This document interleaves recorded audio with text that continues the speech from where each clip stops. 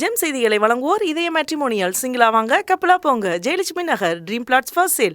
DTC பீரரா approve flats விற்பனை.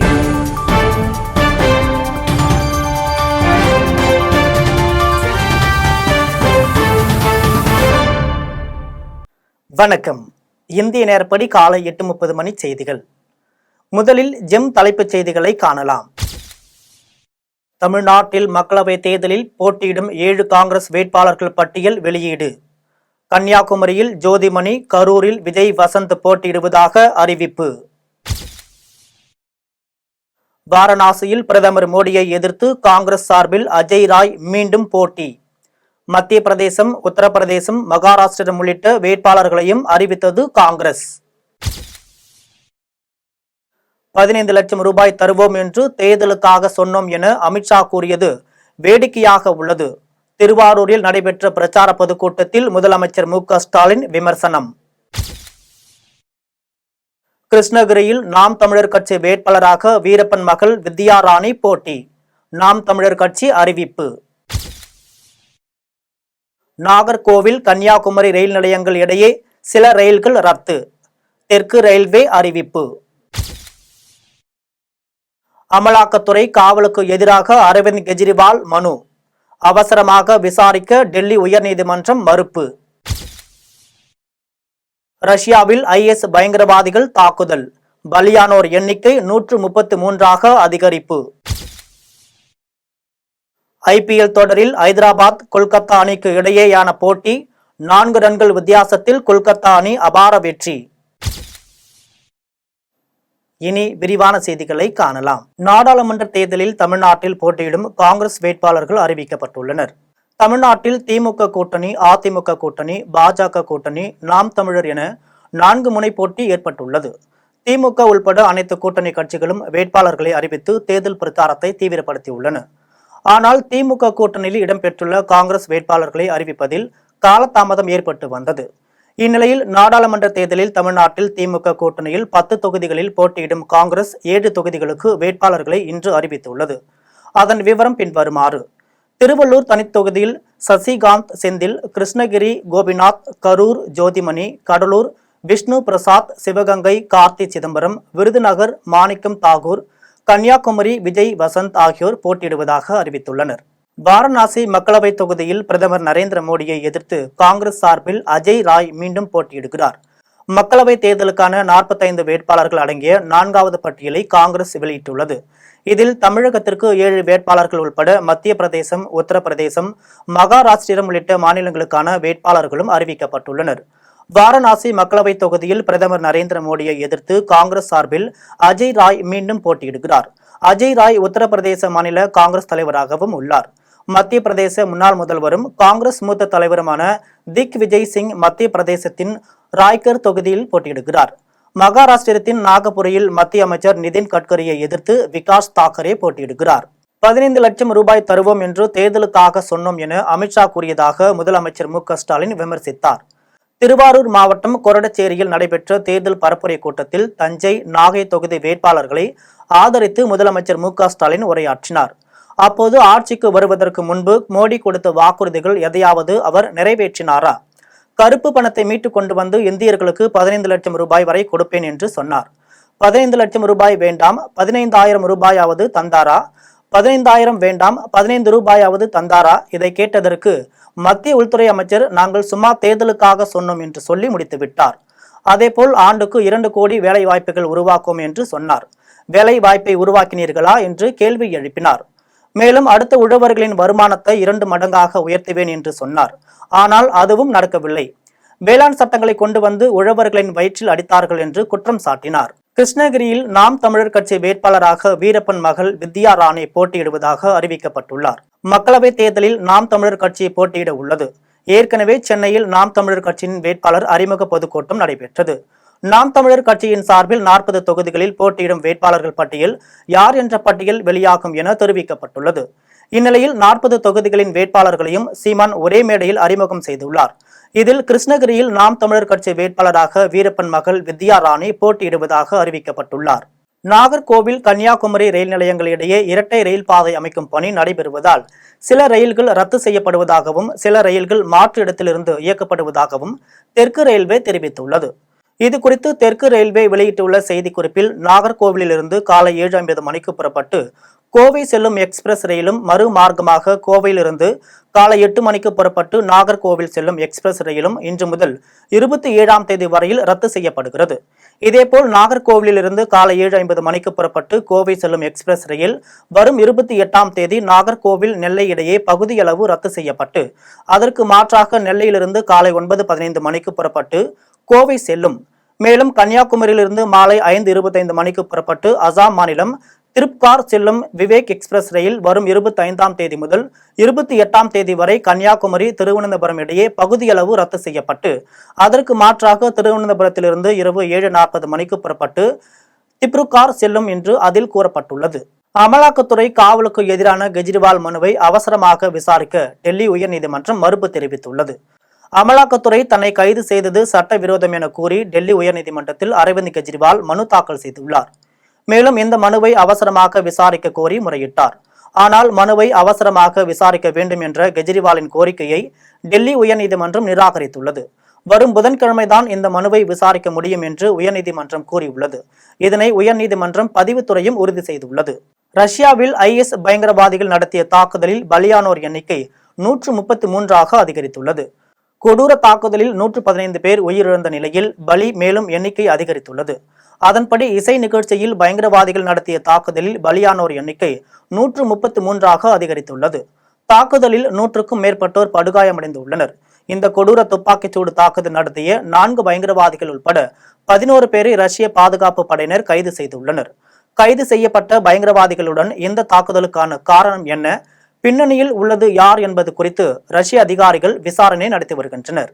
IPL தொடரில் 3வது லீக் போட்டியில் ஐதராபாத் அணியை 4 ரன்கள் வித்தியாசத்தில் வீழ்த்தி கொல்கத்தா நைட் ரைடர்ஸ் அணி அபார வெற்றி பெற்றது.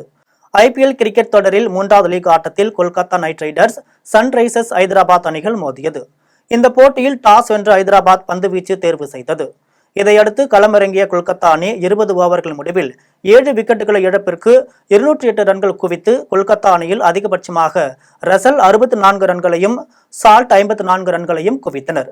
இதையடுத்து 209 ரன்கள் குவித்தால் வெற்றி என்ற கடினமான இலக்குடன் களமிறங்கிய ஹைதராபாத் அணி 20 ஓவர்கள் முடிவில் 7 விக்கெட்டுகள் இழப்பிற்கு 204 ரன்கள் மட்டுமே எடுத்து போராடி தோல்வியடைந்தது.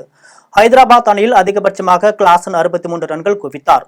போட்டியில் சன்ரைசர்ஸ் ஹைதராபாத் அணியை 4 ரன்கள் வித்தியாசத்தில் வீழ்த்தி கொல்கத்தா நைட் ரைடர்ஸ் அணி அபார வெற்றி பெற்றது. பாமக வேடந்தாங்கல் பறவை போல் அடிக்கடி கூட்டணி மாறும் கட்சி என்று ஓமலூரில் நடைபெற்ற கட்சி நிர்வாகிகளின் ஆலோசனை கூட்டத்தில் அதிமுக பொதுச் செயலாளர் எடப்பாடி பழனிசாமி தெரிவித்துள்ளார். சேலம் ஓமலூரில் உள்ள அதிமுக மாவட்ட அலுவலகத்தில் புறநகர் மாவட்ட கழக நிர்வாகிகள் பங்கேற்ற ஆலோசனை கூட்டம் நடைபெற்றது.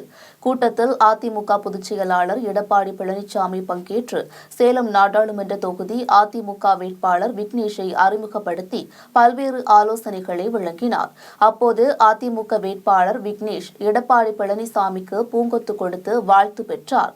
கூட்டத்தில் சேலம் மாவட்டத்திலிருந்து பல்வேறு கட்சிகளிலிருந்து விலகிய 500க்கும் மேற்பட்டோர் அதிமுக பொதுச் செயலாளர் எடப்பாடி பழனிசாமி முன்னிலையில் தங்களை அதிமுகவில் இணைத்துக் கொண்டனர். கூட்டத்தை தொடர்ந்து எடப்பாடி பழனிசாமி செய்தியாளர்களை சந்தித்து பேசினார்.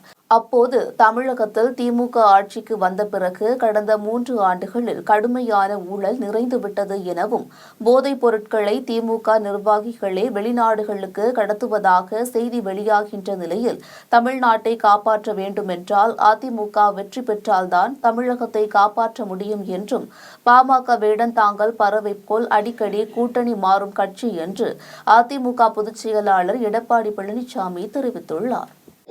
கட்சிக்கு தான் சொல்லுங்க, பிற கட்சி ஆளுது, இங்க யார் ஆளுறாங்க? ஒட்டுமொத்த தமிழ் ஆளுகின்ற கட்சி தானே சொல்ல முடியும், ஆளாத கட்சி எப்படி சொல்ல முடியும்? ஆளுகின்ற கட்சி குறிப்பிட்டு சொல்றாங்க.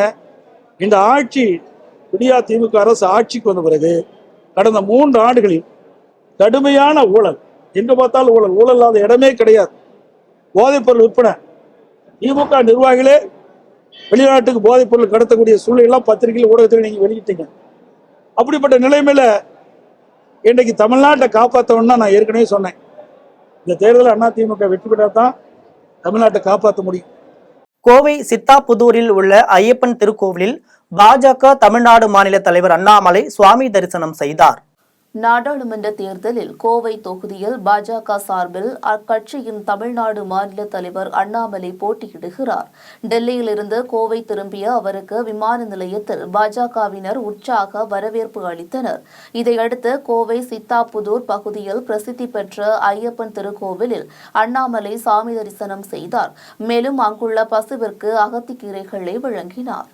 திருப்பூர் தொகுதியில் போட்டியிடும் அதிமுக வேட்பாளரை தமிழகத்திலேயே அதிக வாக்கு வித்தியாசத்தில் வெற்றி பெற வைத்து புதிய வரலாற்றினை உருவாக்குவோம் என்று கோபிச்செட்டிப்பாளையத்தில் முன்னாள் அமைச்சர் செங்கோட்டையன் தெரிவித்துள்ளார். திருப்பூர் நாடாளுமன்ற தேர்தலில் போட்டியிடும் அதிமுக கூட்டணியின் வேட்பாளர் அருணாச்சலம் என்பவர் கோபிச்செட்டிப்பாளையம் சட்டமன்ற உறுப்பினரும் முன்னாள் அமைச்சருமான KA செங்கோட்டையனை சந்தித்து வாழ்த்துக்களை பெற்றார். அப்போது முன்னாள் அமைச்சர் செங்கோட்டையன் தனது தொகுதி நிர்வாகிகளுக்கு நாடாளுமன்ற வேட்பாளரை அறிமுகம் செய்து வைத்த பின் செய்தியாளர்களை சந்தித்து பேசினார். அப்போது திருப்பூர் நாடாளுமன்ற தொகுதியின் அதிமுக கூட்டணி வேட்பாளராக அறிவிக்கப்பட்டுள்ள அருணாச்சலத்தை தமிழகத்திலேயே அதிக வாக்குகள் வித்தியாசத்தில் வெற்றி பெற வைத்து புதிய வரலாற்றினை உருவாக்கிட கழக நிர்வாகிகளும் தொண்டர்களும் அயராது பாடுபட வேண்டுமென செங்கோட்டையன் கேட்டுக்கொண்டார். திருவள்ளூரில் பாஜக கட்சியின் கொடி மற்றும் பேனர்களை அகற்றுவதற்கு எதிர்ப்பு தெரிவித்து அதிகாரிகளுடன் வாக்குவாதத்தில் ஈடுபட்ட பாஜக நிர்வாகிகளால் பரபரப்பு ஏற்பட்டது. நாடாளுமன்ற தேர்தல் அடுத்த மாதம் 19ஆம் தேதி நடைபெறும் என இந்திய தேர்தல் ஆணையம் அறிவித்தது. இதனைத் தொடர்ந்து தேர்தல் நடத்தை விதிமுறைகள் கடந்த 16ஆம் தேதி முதல் நடைமுறைப்படுத்தப்பட்டு வருகிறது. அதன்படி திருவள்ளூர் தனி தொகுதியில் தேர்தல் பறக்கும் படையினர் மாவட்டம் முழுவதும் தீவிர கண்காணிப்பில் ஈடுபட்டு வருகின்றனர். அவர்கள் அரசியல் கட்சிகளின் பேனர்கள், கட்சி கொடிகள் போன்றவைகள் எங்கேனும் வைக்கப்பட்டுள்ளதா என 24 மணி நேரமும் சுழற்சி முறையில் தீவிரமாக கண்காணிக்கும் பணியில் ஈடுபட்டு வருகின்றனர். இந்த நிலையில் தேர்தல் பறக்கும் படையினர் திருவள்ளூர் அடுத்த மணவாள நகரில் சென்னை திருப்பதி தேசிய நெடுஞ்சாலையில் உள்ள பாரதிய ஜனதா கட்சியின் அலுவலகத்திற்கு வெளியில் வைக்கப்பட்டுள்ள பேனர் மற்றும் கட்சி கொடியை அகற்ற வேண்டும் என பாஜக நிர்வாகிகளிடம் தெரிவித்தனர். இதற்கு எதிர்ப்பு தெரிவித்த பாஜக OPC அணியின் தலைவர் லோகநாதன், வட்டாட்சியர் வாசுதேவன் மற்றும் தேர்தல் பறக்கும் படை அதிகாரிகளிடம் பேனரை அகற்ற முடியாது என கூறி வாக்குவாதத்தில் ஈடுபட்டதால் பரபரப்பு நிலவியது. திண்டுக்கல்லில் திமுக கூட்டணி கட்சி வேட்பாளரை ஆதரித்து விதிமுறைகளை மீறி அதிக வாகனங்களில் சென்று திமுக கூட்டணியினர் பிரச்சாரத்தில் ஈடுபட்ட போது போக்குவரத்து நெரிசல் ஏற்பட்டதால் பொதுமக்கள், வியாபாரிகள் பாதிப்படைந்தனர். திண்டுக்கல்லில் நாடாளுமன்ற தேர்தலை முன்னிட்டு திமுக கூட்டணி கட்சியின் மார்க்சிஸ்ட் கம்யூனிஸ்ட் கட்சி வேட்பாளரை ஆதரித்து ஊரக வளர்ச்சித்துறை அமைச்சர் பெரியசாமி தேர்தல் பிரச்சாரம் மேற்கொண்டார். அப்போது தேர்தல் விதிமுறைகளை மீறி 2 சக்கர வாகனங்களும் 4 சக்கர வாகனங்களும் சாலையில் அணிவகுத்து சென்றதால் ரவுண்ட் ரோடு பகுதி முழுவதும் போக்குவரத்து நெரிசல் ஏற்பட்டது. இதனால் பொதுமக்கள், வியாபாரிகள் பாதிப்படைந்தனர். தேர்தல் அதிகாரிகள் முன்னிலையில் இதுபோன்ற சம்பவங்கள் நடைபெற்றதால் தமிழகத்தில் ஆளும் விடியா திமுகவிற்கு தேர்தல் அதிகாரிகள் துணை போகிறார்களா என்ற சந்தேகம் பொதுமக்களிடையே எழுந்துள்ளது. நாடாளுமன்ற தேர்தலில் புரட்சி பாரதம் கட்சிக்கு அதிமுகவில் சீட் கொடுக்காததால் அதிமுகவுடனான கூட்டணி தொடருமா என 2 நாளில் அறிவிக்கப்படும் என்று புரட்சி பாரதம் கட்சியின் தலைவர் ஜெகன்மூர்த்தி தெரிவித்துள்ளார். அதிமுக கூட்டணியில் இடம்பெற்றிருந்த புரட்சி பாரதம் கட்சியின் தலைவர் ஜெகன்மூர்த்தி KV குப்பம் தொகுதியில் இரட்டை இலை சின்னத்தில் போட்டியிட்டு வெற்றி பெற்று சட்டமன்ற உறுப்பினராக உள்ளார். இந்நிலையில் நடைபெறவுள்ள நாடாளுமன்ற தேர்தலில் போட்டியிட புரட்சி பாரதம் கட்சிக்கு அதிமுக சார்பில் தொகுதி ஒதுக்க வேண்டும் என பூவை ஜெகன்மூர்த்தி கோரிக்கை விடுத்திருந்தார். ஆனால் அதிமுக சார்பில் புரட்சி பாரதம் கட்சிக்கு சீட்டு ஒதுக்கவில்லை என்பதால் திருவள்ளூர் அடுத்த ஆண்டர்சன் பேட்டையில் உள்ள புரட்சி பாரதம் கட்சியின் அலுவலக வளாகத்தில் நிர்வாகிகள் பங்கேற்ற ஆலோசனைக் கூட்டம் நடைபெற்றது. கூட்டத்தில் கலந்து கொண்ட நிர்வாகிகள் பெரும்பாலானோர் அதிமுகவுடனான கூட்டணியில் இடம் ஒதுக்காதது குறித்து அதிருப்தியை தெரிவித்தனர். கூட்டத்தை தொடர்ந்து புரட்சி பாரதம் கட்சி தலைவர் பூவை ஜெகன்மூர்த்தி செய்தியாளர்களை சந்தித்து பேசினார். அப்போது அதிமுக கூட்டணி தொடருமா என்பது குறித்து 2 நாளில் முடிவு அறிவிக்கப்படும் என்றும் புரட்சி பாரதம் கட்சி சார்பில் தனித்து போட்டியிடும் எண்ணம் இல்லை என்றும் தெரிவித்தார். மேலும் பாரதிய ஜனதாவுடன் கூட்டணி அமையுமா என கேட்டதற்கு நிர்வாகிகளுடன் பேசி முடிவெடுக்கப்படும் என தெரிவித்தார். இந்தியா கூட்டணி தமிழ்நாட்டில் நிச்சயமாக 39 இடங்களிலும் வெற்றி பெறும் என்று உசிலம்பட்டியில் நடைபெற்ற நிர்வாகிகள் பங்கேற்ற ஆலோசனைக் கூட்டத்தில் திமுக வேட்பாளர் தங்க தமிழ்செல்வன் தெரிவித்துள்ளார். மதுரை மாவட்டம் உசிலம்பட்டியில் உள்ள தனியார் மண்டபத்தில் தேனி நாடாளுமன்ற தேர்தல் குறித்து திமுக நிர்வாகிகள் பங்கேற்ற ஆலோசனைக் கூட்டம் அமைச்சர் பி. மூர்த்தி தேனி நாடாளுமன்ற தொகுதி திமுக வேட்பாளர் தங்க தமிழ்செல்வன் தலைமையில் நடைபெற்றது.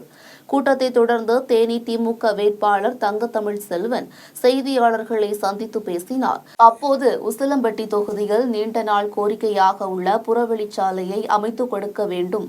முதலமைச்சர் மு. ஸ்டாலின் மக்களுக்காக நிறைய திட்டங்களை செயல்படுத்தி வருகிறார் என்றும் இந்தியா கூட்டணி தமிழ்நாட்டில் நிச்சயமாக 39 இடங்களிலும் வெற்றி பெறும் என்றும் திமுகவை கண்டு ஓ. பன்னீர்செல்வமும் டிடிவி தினகரனும் பயப்படுகிறார்கள் என்றும் திமுக வேட்பாளர் தங்க தமிழ்செல்வன் தெரிவித்துள்ளார். வேலூரில் தனியார் மருத்துவமனை கல்லூரி சார்பில் விளையாட்டுப் போட்டிகள் நடைபெற்றது. வேலூர் மாவட்டம் பாகாயத்தில் உள்ள கிறிஸ்தவ மருத்துவக் கல்லூரியில் நடைபெற்ற விளையாட்டுப் போட்டிகளை சிஎம்சி துணை கண்காணிப்பாளர் மைலாயோ ஹோப் துவங்கி வைத்தார். இந்த விளையாட்டுப் போட்டிகளில் 900க்கும் மேற்பட்ட செவிலியர் மற்றும் மருத்துவ மாணவ மாணவிகள் பங்கேற்றனர். இதில் ஓட்டப்பந்தயம், வட்டு எறிதல், ஈட்டி எறிதல், நீளம் தாண்டுதல், உயரம் தாண்டுதல் உள்ளிட்ட பல்வேறு போட்டிகள் நடைபெற்றது. இறுதியாக போட்டிகளில் வெற்றி பெற்றவர்களுக்கு பரிசுகளும் பதக்கங்களும் சான்றிதழ்களும் வழங்கப்பட்டது. இதில் சிஎம்சி செவிலியர் கல்லூரியின் முதல்வர் வினிதா ரவிச்சந்திரன், ஜாலிச்சந்திரன், சிஎம்சி மருத்துவமனையின் துணை இயக்குநர் உள்ளிட்ட பலர் கலந்து கொண்டனர். கடையநல்லூர் அருகே பட்டா வழங்குவதற்கு ரூபாய் 10,000 லஞ்சம் பெற்ற கிராம நிர்வாக அலுவலரை லஞ்ச ஒழிப்பு காவல்துறையினர் கைது செய்தனர். தென்காசி மாவட்டம் கடையநல்லூர் வட்டம் கடம்பங்குளம் கிராமத்தை சேர்ந்த மதன் என்பவர் தன்னுடைய நிலத்திற்கு பட்டா கேட்டு சேந்தமங்கலம் கிராம நிர்வாக அலுவலரிடம் விண்ணப்பித்துள்ளார். அந்த விண்ணப்பம் நிராகரிக்கப்பட்ட நிலையில் மதன் கிராம நிர்வாக அலுவலர் மாடசாமியிடம் கேட்டபோது மீண்டும் விண்ணப்பிக்கும்படியும் ரூபாய் 10,000 தன்னிடம் வழங்க வேண்டும் என கிராம நிர்வாக அலுவலர் லஞ்சமாக கேட்டுள்ளார். இதையடுத்து மதன் லஞ்ச ஒழிப்பு காவல்துறையினரிடம் புகார் கொடுத்ததின் பேரில் ரசாயன தடவிய 10,000 ரூபாயை மதனிடம் கொடுத்து அனுப்பியுள்ளனர். பணத்தை கிராம நிர்வாக அலுவலர் மாடசாமி பெற்றபோது மறைந்திருந்த லஞ்ச ஒழிப்பு காவல்துறையினர் கிராம நிர்வாக அலுவலரை கையும் களவுமாக பிடித்து கைது செய்து சிறையில் அடைத்தனர். விருத்தாசலம் தொகுதிக்கு லாரிகள் மூலம் கொண்டுவரப்பட்ட மின்னணு வாக்குப்பதிவு இயந்திரங்களை தேர்தல் நடத்தும் உதவி அலுவலர் சையத் முகமது தலைமையிலான அதிகாரிகள் அறையில் பூட்டி சீல் வைத்தனர். கடலூர் நாடாளுமன்ற தொகுதியில் உள்ள விருத்தாச்சலம் சட்டசபை தொகுதியில் 286 வாக்குச்சாவடி மையங்கள் உள்ளன. இதற்காக விருத்தாச்சலம் அரசு ஆண்கள் மேல்நிலைப் பள்ளியில் ஸ்ட்ராங் ரூம் அமைக்கப்பட்டுள்ளது. இங்கு ஓட்டுப்பதிவு இயந்திரங்கள் மற்றும் ஓட்டுப்பதிவு சரிபார்ப்பு இயந்திரம் பாதுகாப்பாக வைக்கப்பட உள்ளன. இந்நிலையில் நேற்று 686 மின்னணு ஓட்டுப்பதிவு இயந்திரங்கள், 371 விவி பாட் இயந்திரங்கள் லாரிகள் மூலம் கொண்டுவரப்பட்டன. இதனையடுத்து தேர்தல் நடத்தும் உதவி அலுவலர் சையத் மெஹமத் தலைமையில் வட்டாட்சியர் உதயகுமார், துணை வட்டாட்சியர் கோவிந்தன் ஆகியோர் அனைத்து அரசியல் கட்சி பிரமுகர்கள் முன்னிலையில் பாதுகாப்பாக இறக்கி வைத்து அறையை பூட்டி சீல் வைத்தனர். தொடர்ந்து 24 மணி நேரம் துப்பாக்கி ஏந்திய காவல்துறையினர் பாதுகாத்து வருகின்றனர். நன்னிலம் அரசு கலை மற்றும் அறிவியல் கல்லூரியில் பட்டமளிப்பு விழா நடைபெற்றது. நன்னிலம் பகுதியில் இயங்கி வரும் அரசு மற்றும் கலை அறிவியல் கல்லூரியில் பட்டமளிப்பு விழா நடைபெற்றது. விழாவில் பங்கேற்றவர்களை கல்லூரி முதல்வர் ராமசுப்பிரமணியன் வரவேற்றார். இதில் தஞ்சாவூர் மண்டல கல்லூரி கல்வி இணை இயக்குநர் முனைவர் தனராஜன் கலந்து கொண்டு 500க்கும் மேற்பட்ட மாணவ மாணவிகளுக்கு பட்டங்களை வழங்கி பேசினார். அப்போது நாடு நமக்கு என்ன செய்தது என்று எண்ணாமல் நாட்டிற்கு நாம் என்ன செய்கின்றோம் என்று சிந்தித்தால்தான் நாம் கற்ற கல்விக்கு அர்த்தம் உண்டாகும் என தெரிவித்தார். இறுதியில் தமிழ் துறை தலைவர் ரமேஷ்குமார் நன்றி தெரிவித்தார். உளுந்தூர்பேட்டை வட்டாட்சியர் அலுவலகத்தில் விழுப்புரம் நாடாளுமன்ற தொகுதி தேர்தல் கணக்கு பொறுப்பு அதிகாரி நிரஞ்சன் திடீர் ஆய்வுக் கூட்டம் நடத்தினார். விழுப்புரம் நாடாளுமன்ற தொகுதி தேர்தல் கணக்கு பொறுப்பு அதிகாரி நிரஞ்சன் உளுந்தூர்பேட்டை வட்டாட்சியர் அலுவலகத்திற்கு வருகை புரிந்து உளுந்தூர்பேட்டை தொகுதிக்குட்பட்ட வட்டாட்சியர், வட்டார வளர்ச்சி அலுவலர், நகராட்சி ஆணையர் மற்றும் மாவட்ட துணை கண்காணிப்பாளர் ஆகியோர்களை அழைத்து ஆலோசனை கூட்டம் நடத்தினார். கூட்டத்தில் தேர்தல் சம்பந்தமாக அனைத்து வரவு செலவு கணக்குகளையும் சரிவர ஒப்படைக்க வேண்டும், தொகுதிக்குட்பட்ட உளுந்தூர்பேட்டையில் அதனை சுற்றியுள்ள கிராமங்களுக்கு கட்சி கட்சி வேட்பாளர்கள் எவ்வளவு செலவு செய்கிறார் என்பதை புள்ளி விவரமாக கணக்கை ஒப்படைக்க வேண்டும் என்று அனைத்து அதிகாரிகளிடம் தெரிவித்தார். மேலும் வாக்கு உரிமை மற்றும் 100% வாக்களிக்க வேண்டும் என்பதை பொதுமக்களுக்கு விழிப்புணர்வு ஏற்படுத்த வேண்டும் என்றும் தெரிவித்தார். அதன் பின்னர் காவல்துறை துணை கண்காணிப்பாளரிடம் சரியான முறையில் பாதுகாப்பு பணிகளில் கவனம் செலுத்த வேண்டும் என்றும் எந்த நேரத்திலும் பிரச்சினைகள் ஏற்பட வாய்ப்புள்ளதால் காவல்துறையினர் இந்த பகுதியில் அதிக கவனம் செலுத்த வேண்டும் என்று தெரிவித்தார்.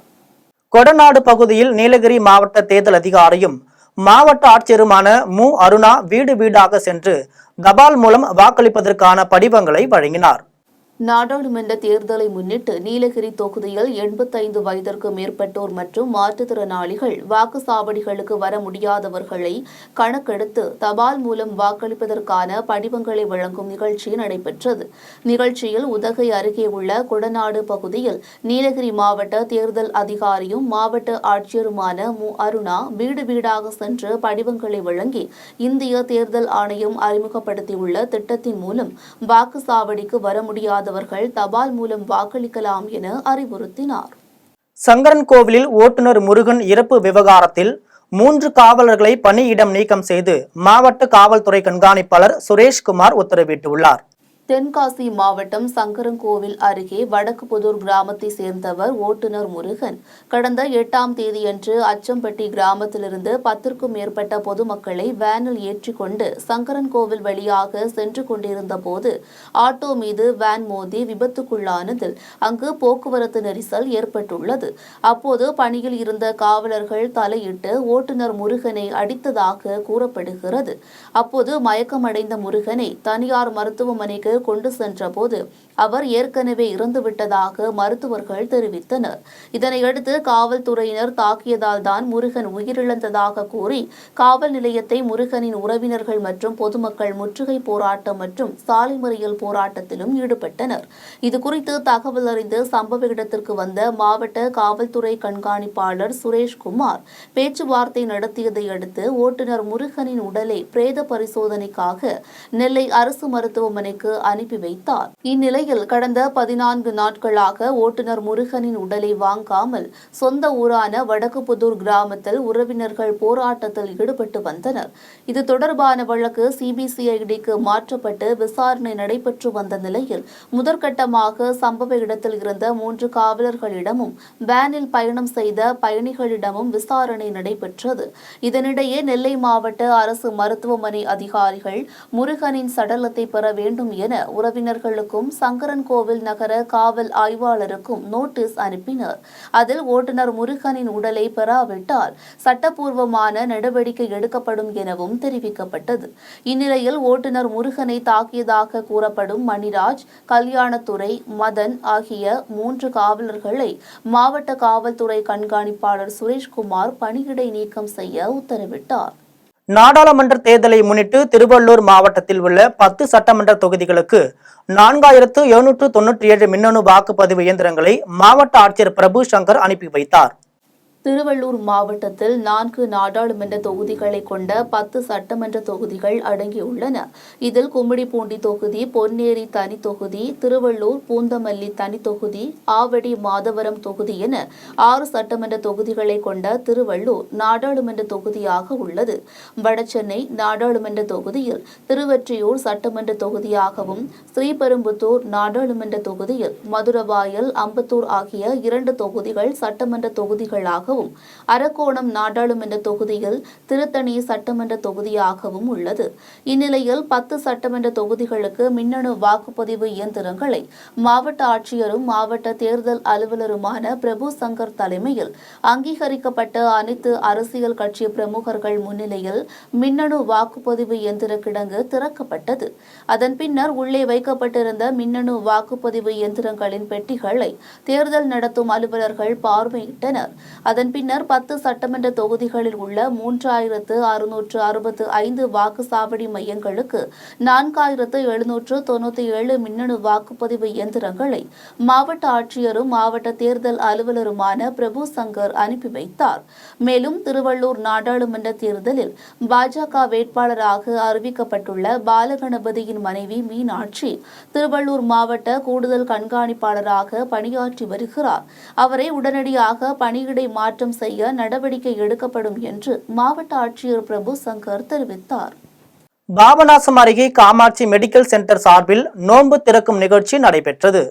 தஞ்சாவூர் மாவட்டம் பாபநாசம் அருகே உள்ள பண்டாரவாடை ஜைனுல் உலூம் அரபிக் கல்லூரியின் திருமண மகாலில் தஞ்சாவூரில் அமைந்துள்ள ஸ்ரீ காமாட்சி மெடிக்கல் சென்டர் சார்பில் நோன்பு திறக்கும் நிகழ்ச்சி ஏற்பாடு செய்யப்பட்டிருந்தது. இதில் உலக அமைதி வேண்டியும் ஒற்றுமைக்காகவும் சிறப்பு பிரார்த்தனைகள் நடைபெற்றது.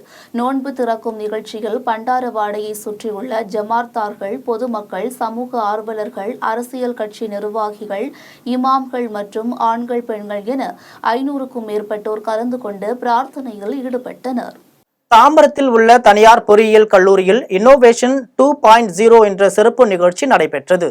சென்னை தாம்பரத்தில் உள்ள தனியார் பொறியியல் கல்லூரியில் ஸ்ரீ சாய்ராம் கல்வி குழுமங்களின் தலைவரும் முதன்மை செயல் அதிகாரியுமான சாய் பிரகாஷ் லியோ முத்து தலைமையில் இன்னோவேஷன் 2.0 என்ற சிறப்பு நிகழ்ச்சி நடைபெற்றது. நிகழ்ச்சியில் 2042 மாணவர்கள் பங்கேற்று 35 தலைப்புகளில் தங்களது புதிய சாதனைகளை செயல்பாடாக சமர்ப்பித்தனர். இதைத் தொடர்ந்து மாணவர்கள் தொழில் முனைவோர்களாக உருவாவதற்கு தேவையான சிறப்பு பயிற்சி திட்டத்தை தனியார் நிறுவனத்துடன் ஸ்ரீ சாய்ராம் கல்வி குழுமம் புரிந்துணர்வு ஒப்பந்தம் செய்தது. நிகழ்ச்சியில் சாய்ராம் புத்தக ஊக்குவிப்பு மையத்தின் இயக்குனர் ரெனே ராபின், தலைமை தகவல் அதிகாரி நரேஷ் ராஜ், கல்லூரி இயக்குனர் மாறன் உட்பட பலர் கலந்து கொண்டனர். மாநில அரசால் சில விஷயங்களை மட்டும்தான் செய்ய முடியும், ஆனால் மத்திய அரசால் பல விஷயங்களை செய்ய முடியும் என்று திருச்செந்தூரில் சட்டமன்ற உறுப்பினர் நயினார் நாகேந்திரன் தெரிவித்துள்ளார். திருச்செந்தூர் சுப்பிரமணிய சுவாமி திருக்கோயிலில் சட்டமன்ற உறுப்பினர் நயினார் நாகேந்திரன் தேர்தலில் வெற்றி பெற சத்ரு சம்ஹார யாகம் வளர்த்து வழிபாடு நடத்தினார்.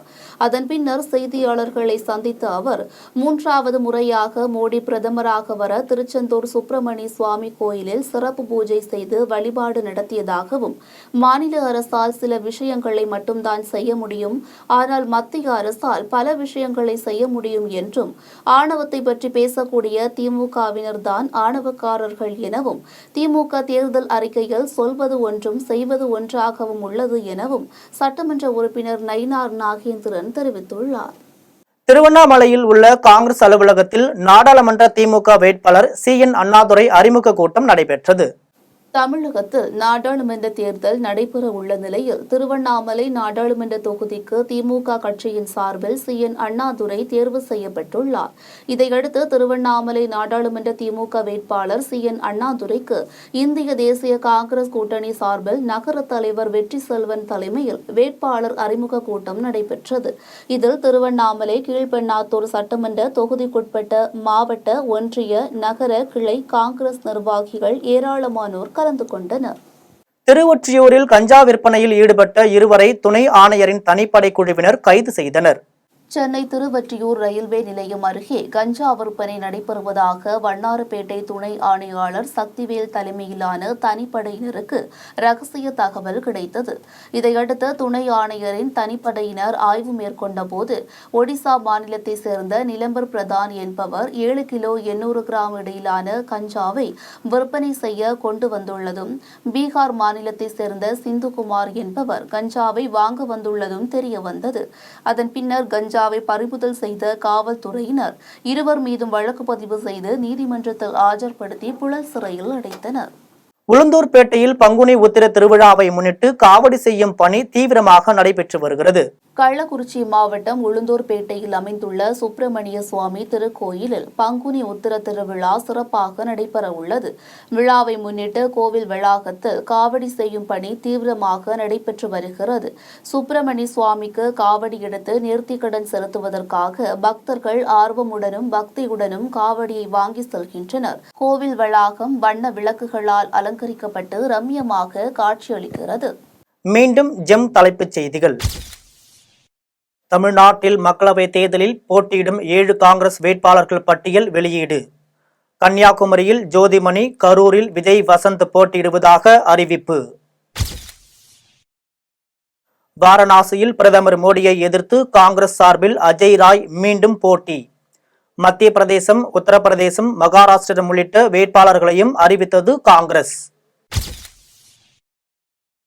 15 லட்சம் ரூபாய் தருவோம் என்று தேர்தலுக்காக சொன்னோம் என அமித்ஷா கூறியது வேடிக்கையாக உள்ளது. திருவாரூரில் நடைபெற்ற பிரச்சார பொதுக்கூட்டத்தில் முதலமைச்சர் மு.க. ஸ்டாலின் விமர்சனம். கிருஷ்ணகிரியில் நாம் தமிழர் கட்சி வேட்பாளராக வீரப்பன் மகள் வித்யா ராணி போட்டி. நாம் தமிழர் கட்சி அறிவிப்பு. நாகர்கோவில், கன்னியாகுமரி ரயில் நிலையங்கள் இடையே சில ரயில்கள் ரத்து. தெற்கு ரயில்வே அறிவிப்பு. அமலாக்கத்துறை காவலுக்கு எதிராக அரவிந்த் கெஜ்ரிவால் மனு. அவசரமாக விசாரிக்க டெல்லி உயர்நீதிமன்றம் மறுப்பு. ரஷ்யாவில் ஐஎஸ் பயங்கரவாதிகள் தாக்குதல். பலியானோர் எண்ணிக்கை 133ஆக அதிகரிப்பு. ஐபிஎல் தொடரில் ஐதராபாத், கொல்கத்தா அணிக்கு இடையேயான போட்டி 4 ரன்கள் வித்தியாசத்தில் கொல்கத்தா அணி அபார வெற்றி. இத்துடன் ஜெம் செய்திகள் நிறைவடைகின்றன. மீண்டும் ஜெம் செய்திகள் மதியம் 1:30 மணிக்கு. உடனுக்குடன் செய்திகளை காண GemLive.tv என்ற இணையதளத்தில் இணைந்திருங்கள். நன்றி, வணக்கம்.